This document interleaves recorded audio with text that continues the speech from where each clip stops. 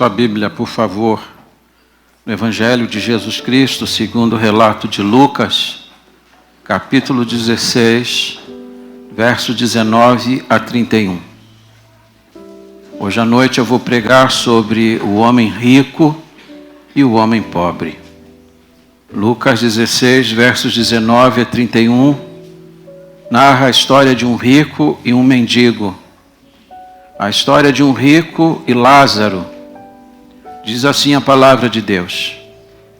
Ora, havia certo homem rico que se vestia de púrpura e de linho finíssimo, e que todos os dias se regalava esplendidamente. Havia também certo mendigo chamado Lázaro, coberto de chagas, que jazia à porta daquele, e desejava alimentar-se das migalhas que caíam da mesa do rico, e até os cães vinham lamber-lhe as úlceras. Aconteceu morrer o mendigo e ser levado pelos anjos para o seio de Abraão. Morreu também o rico e foi sepultado. No inferno, estando em tormento, levantou os olhos e viu ao longe a Abraão e Lázaro no seu seio. Então, clamando, disse: Pai Abraão, tem misericórdia de mim.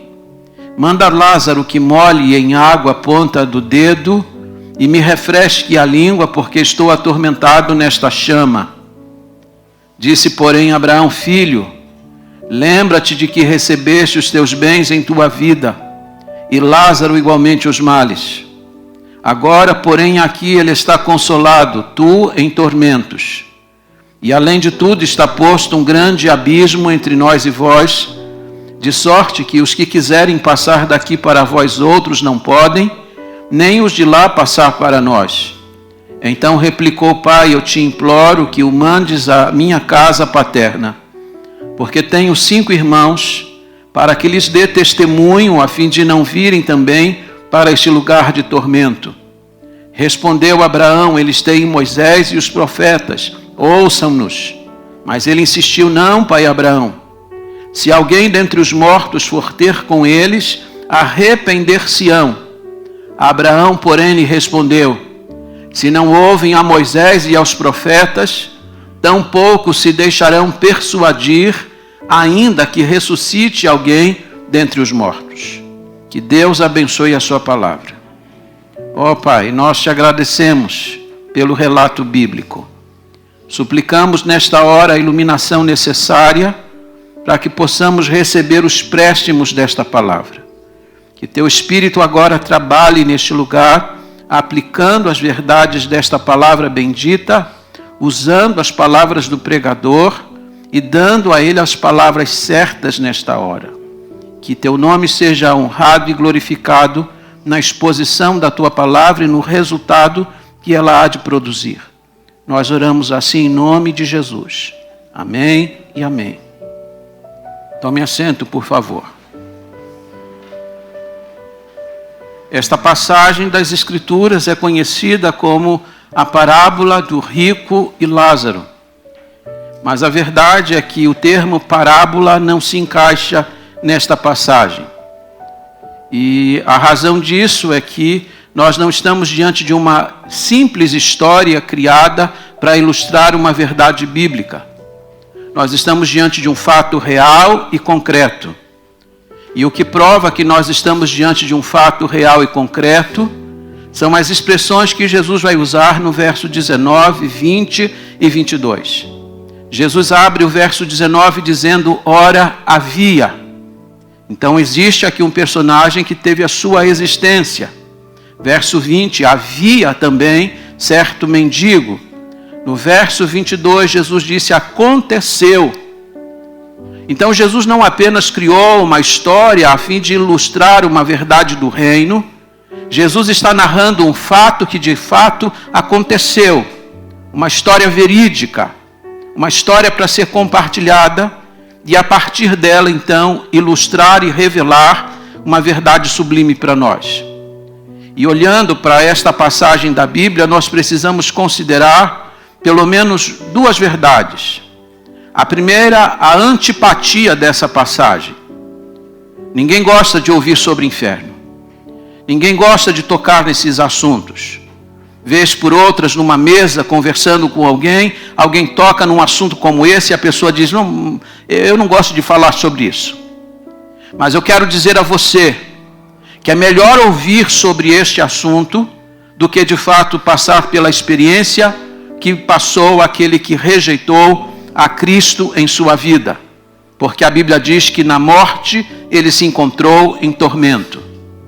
Esta não é apenas uma passagem antipática para determinadas pessoas, mas esta é também uma passagem antipática para alguns grupos. Existem alguns grupos, até ditos evangélicos, que não acreditam na existência do inferno.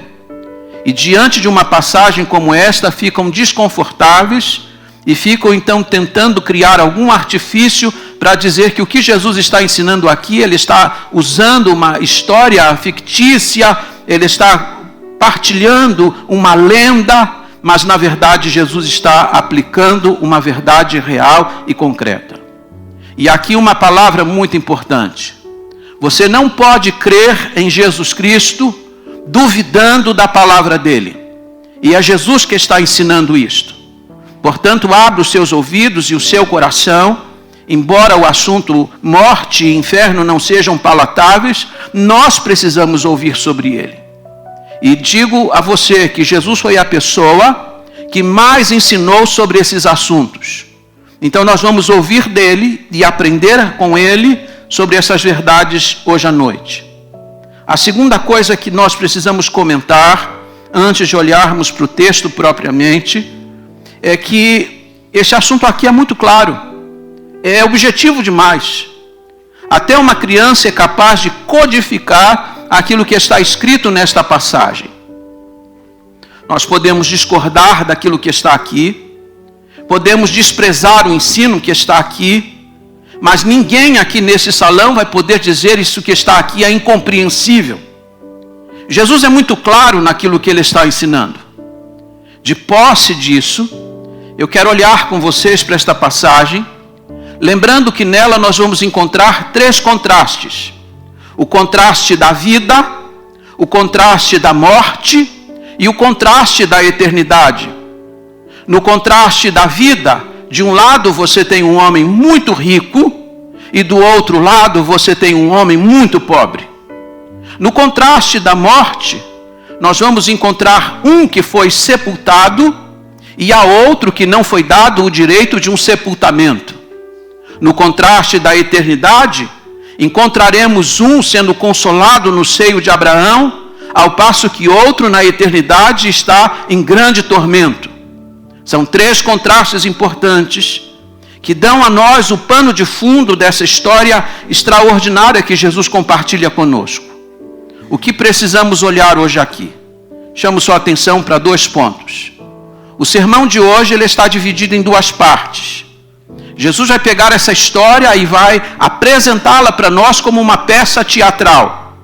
Não sei se você já foi a um teatro, não sei se você já assistiu uma peça teatral. Essa peça de hoje tem 2 atos. O primeiro ato é o lado terrestre da vida. Tem pessoas aqui que talvez estejam curiosas acerca do que acontece depois que alguém morre. O que acontece? Existe vida após esta morte? Há pessoas que consultam os mortos tentando decifrar esse grande mistério. Mas nós não precisamos lançar mão desse artifício. É o próprio Jesus que vai pegar e abrir a cortina para nós e mostrar o que acontece.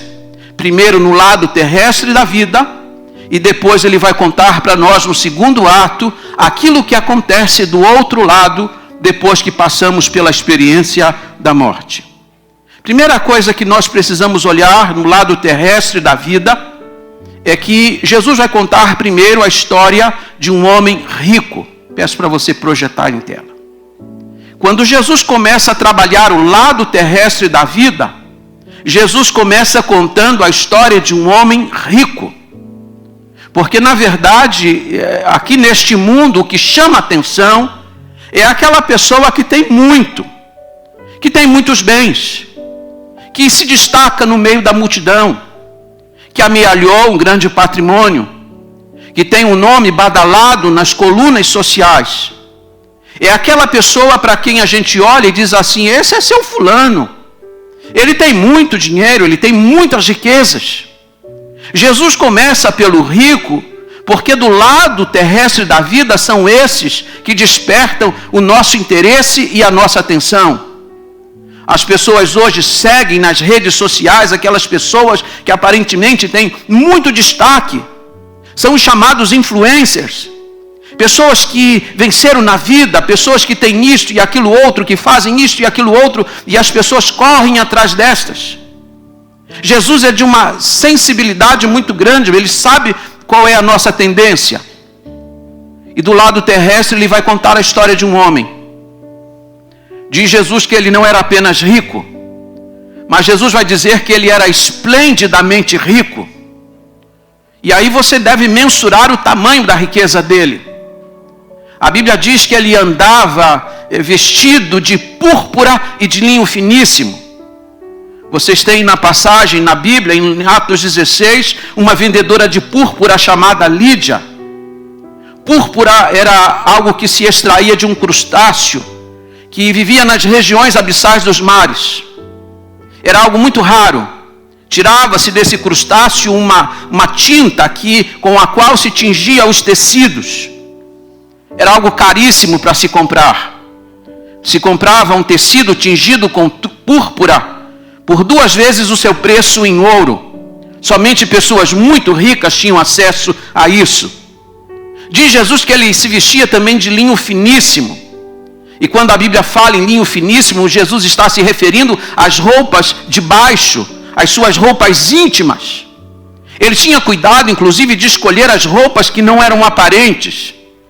O que Jesus está dizendo para nós é que ele se vestia de alta costura. Vestia-se de uma forma bastante elegante. E diz Jesus que ele se regalava todos os dias. A vida dele era uma festa, de prazer em prazer, de taça em taça. A vida dele era uma vida muito colorida. Mas eu quero lembrar para você que esse é apenas o lado terrestre da vida. Esse homem aparentemente tinha tudo. Esse homem gozava de tudo. O que é curioso é que em nenhum momento Jesus vai acusar esse homem de pecados grosseiros na vida. Jesus não o acusa de adultério, Jesus não o acusa de fraude, nem de ser um caluniador. Aliás, ele parece ter algum traço religioso, porque ele conhece Abraão, ele invoca Abraão pelo nome. Ele aparentemente tinha tudo. Tinha tudo, mas não tinha o principal. Mas esse é o lado terrestre da vida. Depois de narrar a história deste homem muito rico, Jesus vai narrar a história de um homem extremamente pobre. Ele não era apenas pobre, porque pobre praticamente todos aqui nós somos. Ele era extremamente pobre. Ele era um mendigo. Ele era um mendigo e diz a Bíblia, Jesus vai narrar a história dele, contando uma grande tragédia do ponto de vista social. Diz a Bíblia que este homem vivia à porta do rico. Ele está na sarjeta. Ele está mendigando à porta dele. Diz a Bíblia que ele disputava com os cães as migalhas que caíam da mesa do rico. E isso tem a ver com uma prática daqueles dias. Hoje nós assentamos à mesa para um bom almoço, um bom jantar, e nós colocamos a mesa com cuidado os guardanapos para que as pessoas possam limpar a boca. Nos dias de Jesus não havia guardanapo. Os ricos, depois de sua refeição, limpavam a boca com pedaços de pão. E esses pedaços de pão eram jogados para os cachorros. E diz a Bíblia que era esse pão que Lázaro está disputando com os cães, e é por isso que os cães grudam nas suas feridas. Porque ele está lutando com os cachorros para poder ter aquilo que comer. Você olha para a vida de Lázaro e diz, meu Deus, que tragédia. Esse homem não tem nada. Diz a Bíblia que seu corpo está chagado. Mas eu quero lembrar para você que esse é apenas o lado terrestre da vida. Não se impressione com o lado terrestre, porque esse lado ele é passageiro, ele é efêmero. Jesus está contando a história para nós. Jesus vai contar a história de um homem muito rico e de um homem muito pobre. Mas atente para um detalhe. E ele é importante na passagem. A Bíblia diz que morreu o rico e ele foi sepultado. Há uma equação na vida que nos iguala. A morte é uma equação que nos iguala a todos, ricos e pobres. Você pode ter muito, você pode não ter nada, mas ambos vão morrer. Nós viemos do pó e ao pó voltaremos. E diz a Bíblia que quando o rico morreu, a Bíblia diz que ele foi sepultado. Quando Jesus está dizendo isso, essa informação não é uma informação qualquer. Ela é importante no texto. Jesus está mostrando que na morte ele foi profundamente honrado. Deram-lhe provavelmente uma urna mortuária cheia de detalhes, afinal ele era um homem muito rico. Na sua morte ele teve pompa e circunstância. Melhor sepultamento, com talvez pessoas famosas e políticos discursando ao lado do seu corpo, carpideiras contratadas para chorar em sua homenagem, corpo talvez desfilando na avenida. E aí você diz assim, que honra! Mas não se esqueça, nós só estamos olhando para o lado terrestre da vida. Você já deve ter ido a muitos sepultamentos assim luxuosos. Lembro-me que quando Ayrton Senna faleceu, foram preciso muitas, mas muitas carretas só para levar as coroas de flores, em abundância. E aí alguém diz, que honra! Mas não se esqueça, esse é apenas o lado terrestre da vida. Mas Jesus disse que morreu o rico e logo em seguida morreu também o homem muito pobre. E Jesus não diz que ele foi sepultado. E sabe por que Jesus não disse que ele foi sepultado? Porque provavelmente ele não foi. Campbell disse que naqueles dias os mendigos não eram sepultados. Seus corpos eram recolhidos nas ruas e jogados no campo de Tofete, onde eram queimados com o lixo da cidade. Esse homem era uma escória da sociedade. E aí você diz, que tragédia. Mas não se esqueça, nós só estamos olhando para o lado terrestre da vida. Mas Jesus, com uma habilidade extraordinária, como mestre que era, vai abrir para nós o segundo ato desta peça. Ele vai agora abrir a cortina para nós, para que nós possamos olhar aquilo que vem depois desta vida. O que acontece depois da morte? E aqui preste atenção. Quando Jesus conta o lado terrestre da vida, Jesus começa contando a história do homem rico. Mas quando Jesus vai contar o que acontece depois da morte, em vez de começar pela história do rico, Jesus começa exatamente pela história do homem pobre. Isso é proposital. Sabe o que Jesus está ensinando para nós? Que do outro lado, o seu status não vale nada. Não importa se aqui você foi rico ou se você foi pobre, se você tinha muito ou se você não tinha nada, se seu nome estava badalado nas colunas sociais ou se você era um anônimo no meio da multidão. O que Jesus vai contar para nós? Ao narrar a morte do pobre, diz a palavra que quando ele morreu, embora seu corpo provavelmente não tenha sido sepultado e tenha sido queimado com o lixo da cidade, a Bíblia diz que os anjos vieram buscá-lo e ele foi para a glória celestial. E aí, esqueça-se do lado terrestre da vida, porque o que conta é o que vem depois. E este homem morreu salvo, embora neste mundo tenha vivido como um miserável. E aí você pergunta, por quê? Porque ele era pobre? Não, senhores. Ninguém será salvo porque foi pobre ou porque foi rico. Deus não condena alguém porque tinha muito dinheiro. Não, a questão aqui não é essa. A questão é que Lázaro em sua vida havia colocado a sua confiança absolutamente em Deus. Você sabe o que significa Lázaro? Deus é meu auxílio. Embora neste mundo ele não tenha nada, ele pôs em Deus a sua confiança e Deus foi seu auxílio.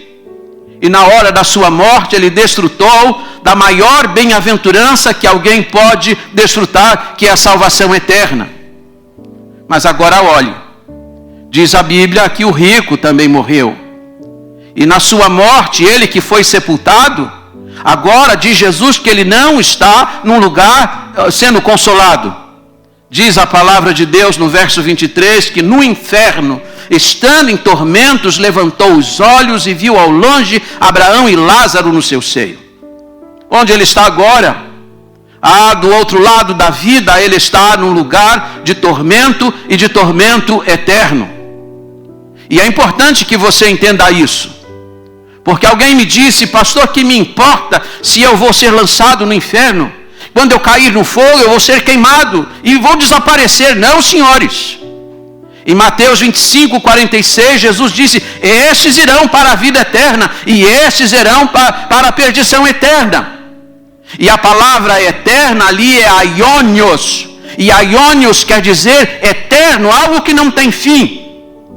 Não poderia Jesus dizer que a vida é eterna e não tem fim, e dizer que o inferno é passageiro. Não, você não tem dois significados para o mesmo adjetivo na mesma passagem. É um fogo eterno, é um sofrimento eterno, porque agora está longe eternamente de Deus. Eu costumo dizer para os meus alunos na escola bíblica dominical, que ainda aqui no inferno, na perdição eterna, não houvesse o fogo real como nós imaginamos, só o fato de estar longe de Deus já seria inferno. Aquela mulher que estava doente e mandou chamar os filhos e abraçou um a um, e quando os filhos saíram, ela chamou o marido e disse: eu não perca nenhum deles, eu quero encontrá-los no céu. E aí alguém lhe perguntou por quê? E ela disse: porque onde Jesus está é céu. Onde Jesus está é céu para mim, disse o cantor cristão. Nós precisamos pensar sobre o céu e precisamos pensar sobre a eternidade, porque muitos na eternidade estarão completamente perdidos. Diz a palavra que este rico está agora em tormento. E é interessante porque Jesus vai dizer pelo menos 4 coisas a respeito dele, enquanto ele está na sua perdição. Primeira coisa, ele não vai despertar santo depois da morte. Isso é um dado curioso, porque às vezes somos chamados para participar de um ato fúnebre, e aquela pessoa foi uma pessoa muito ruim, má, essencialmente má, mas porque ela morreu, as pessoas se condoem e começam a falar coisas boas a respeito dela. Como se a morte tivesse o poder de santificar as pessoas. Lembro de um pastor que estava realizando uma cerimônia fúnebre de um homem, e o pastor começou a dizer: isso aqui era um bom marido, era um pai exemplar, era um bom crente, e vai dando muitos predicados para aquele morto. A viúva que estava sentada com o filho assim do lado, disse assim: meu filho, será que é seu pai mesmo que está lá no caixão? Vai lá conferir se é ele mesmo. O pastor está falando tanta coisa boa dele, eu acho que o pastor, a gente está no velório errado. A morte não tem o poder de santificar as pessoas.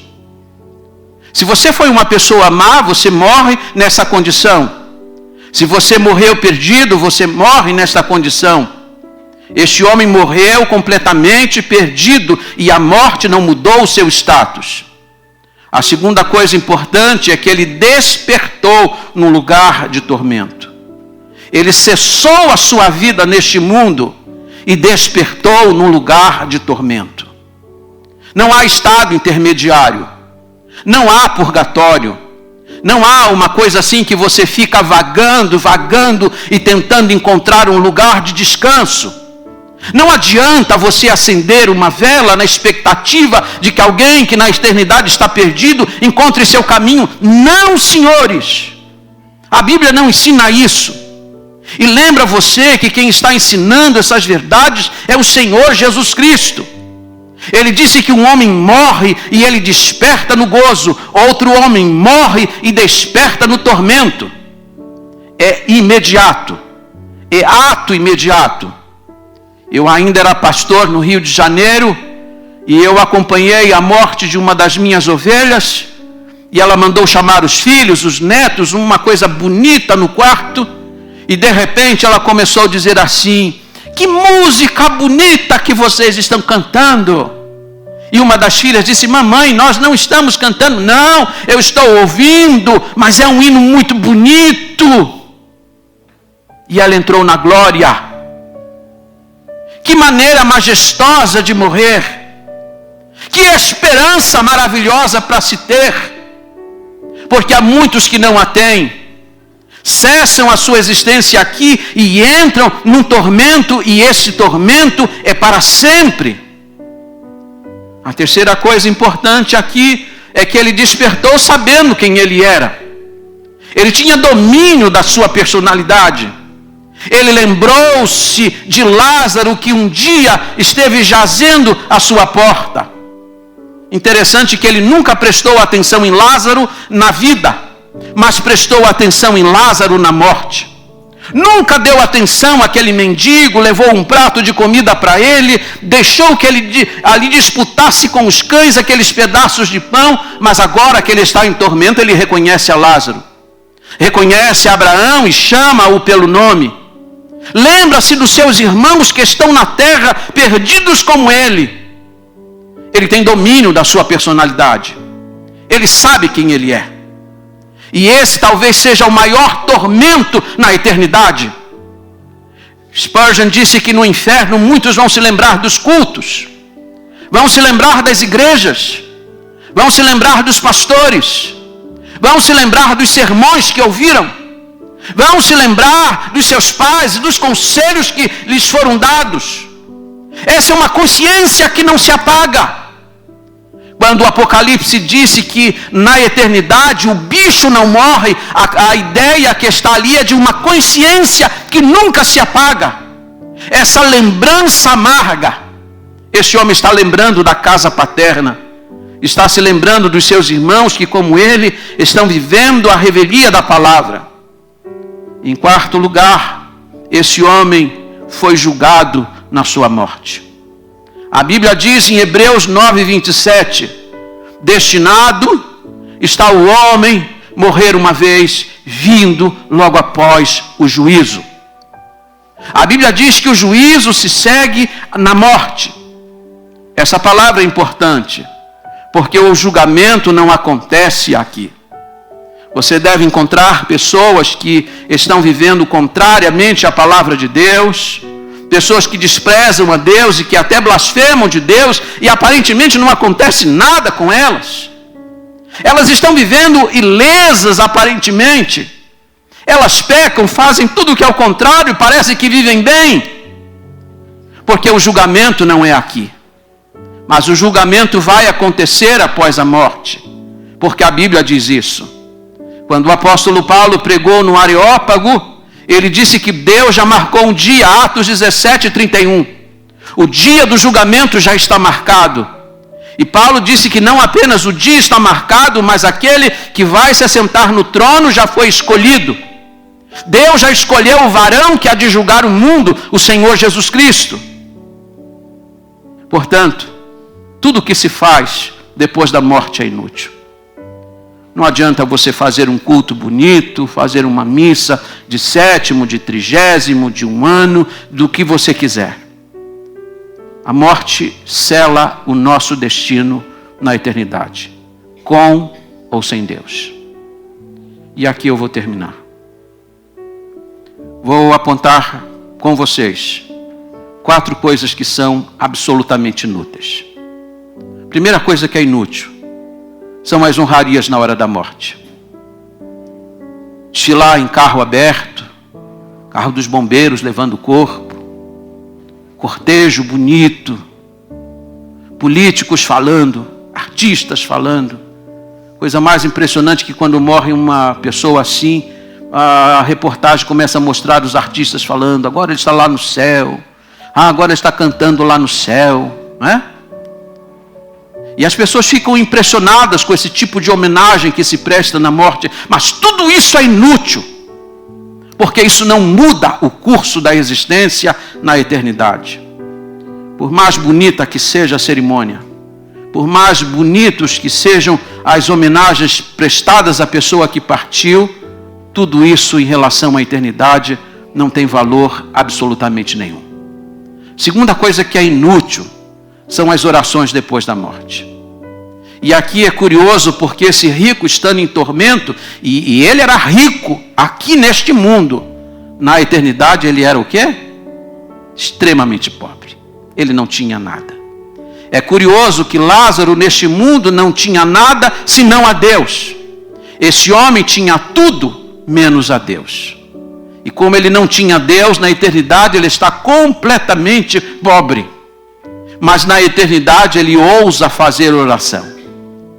É bonito fazer oração, mas depois da morte ela não tem mais valor algum.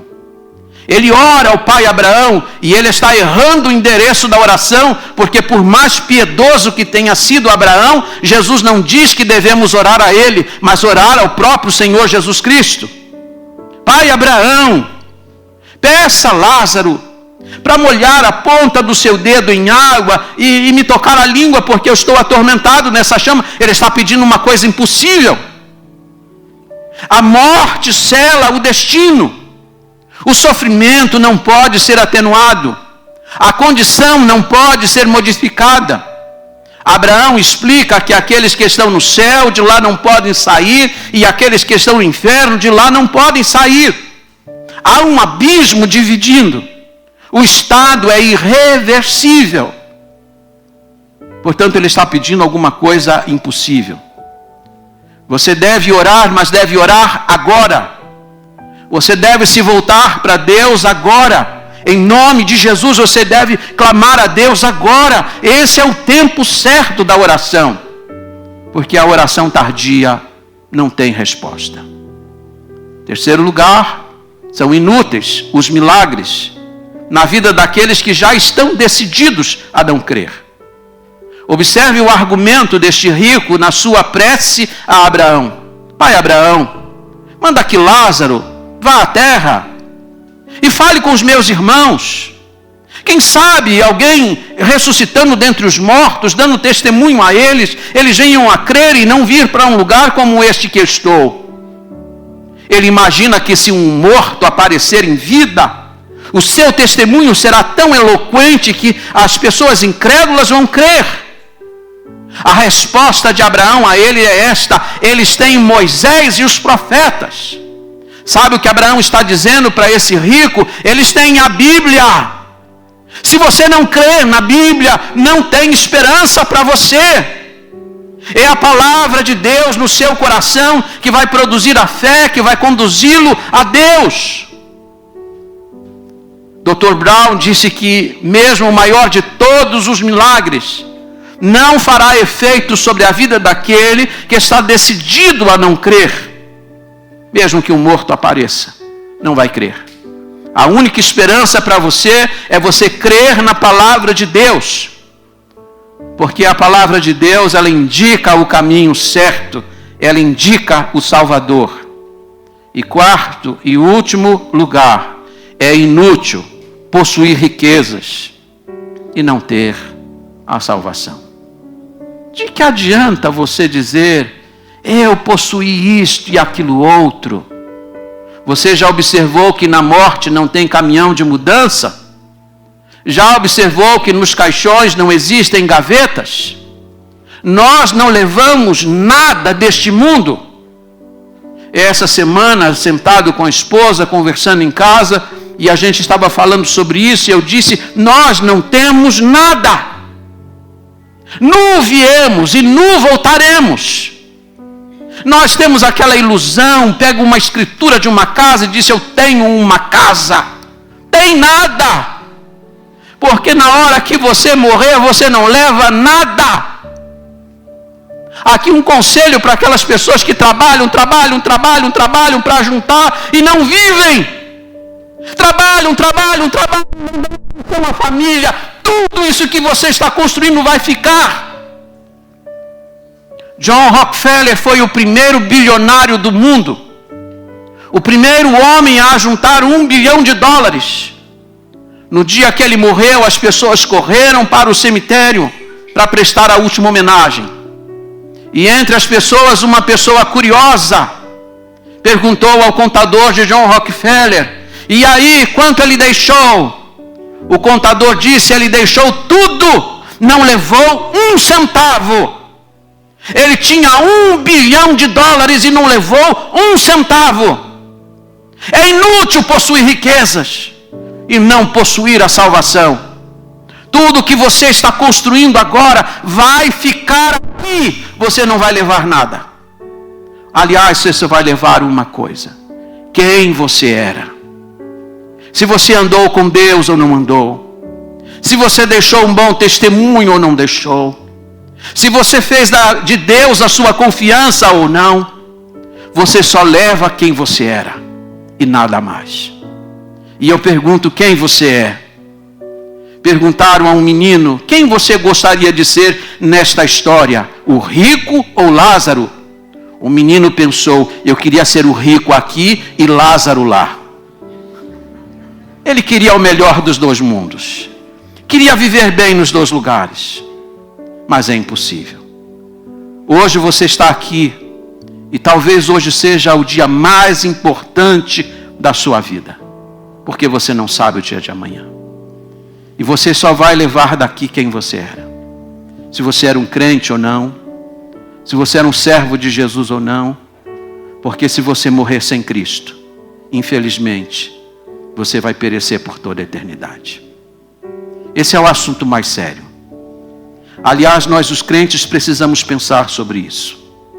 Alguém disse que se nós os crentes tivéssemos um vislumbre, um dia, um minuto, algumas horas do que é realmente o inferno, nós sairíamos da nossa letargia para anunciar aos perdidos o quanto eles precisam de Jesus. Nós não nos conformaríamos em perder nossos amigos e nossos familiares para o inferno. Hoje você está aqui e hoje é um dia importante para você tomar uma decisão.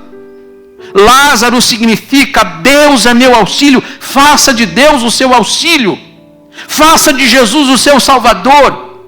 Abra o seu coração para Ele.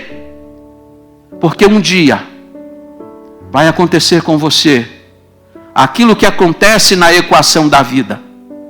Você vai ser alcançado pela morte. E depois da morte não tem mais jeito. Ou você é salvo, ou você é perdido. Ou você estará com Deus, ou você estará sem Deus.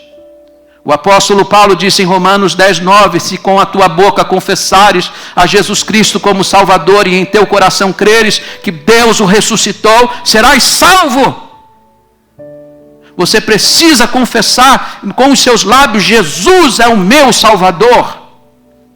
Você precisa confessar que Deus o ressuscitou dentre os mortos. E se você fizer isso, diz o apóstolo Paulo, você será salvo. Nós não temos a obrigação de converter ninguém. Eu não tenho o dever de converter ninguém. Mas eu tenho o dever de anunciar a verdade da palavra. E um dia, isso vai testificar contra você na eternidade. Você não poderá nunca chegar diante do trono de Deus e dizer, eu nunca tive uma oportunidade, porque Deus lhe deu uma hoje à noite. E é por isso mesmo que a sua consciência nunca será apagada na eternidade. Peço a Deus que Ele dê a você uma oportunidade a mais, para que você considere a preciosidade dessa oportunidade. Vamos orar. Obrigado, Senhor, pela Tua palavra. Obrigado pela confiança que nós temos em Ti. Obrigado porque um dia o Teu Espírito Santo persuadiu o nosso coração para essa importante decisão ao lado de Jesus Cristo. E Te pedimos por tantas vidas que ainda carecem de uma experiência real e pessoal com Jesus Cristo. Ó Deus, ilumina os seus corações. Deus, dá-lhes o dom da fé para crerem em Jesus Cristo. Chama-os de forma eficaz para a salvação. E, ó Deus bendito, dá-lhes mais uma oportunidade, dentro da Tua longanimidade, para receberem o Teu Filho. E a nós, o Teu povo, dá-nos o gozo da salvação. E dá-nos o senso da responsabilidade de anunciar a Tua palavra, ainda que para muitos ela seja uma palavra antipática. Ajuda-nos a nos conservarmos fiéis à pregação do Evangelho, anunciando as realidades da eternidade, anunciando o céu para aqueles que creem e anunciando a perdição eterna para aqueles que duvidam e permanecem com o coração endurecido. Leva-nos na tua paz, Senhor, para os nossos lares, guardados e amparados pela tua boa mão. E mais uma vez, ajuda-nos a termos gozo perene desta salvação que nos foi outorgada por meio de Jesus Cristo, pois é em seu nome que eu te oro em concordância com os meus irmãos em nome de Jesus. E seja sobre nós agora o amor de Deus, o nosso eterno e bendito Pai, a graça do nosso Senhor e Salvador Jesus Cristo e as doces consolações do Espírito Santo de Deus seja com a Igreja Batista Cristo Salva e com todo o povo de Deus espalhado em toda a face da terra, hoje e para todos sempre. Amém e amém.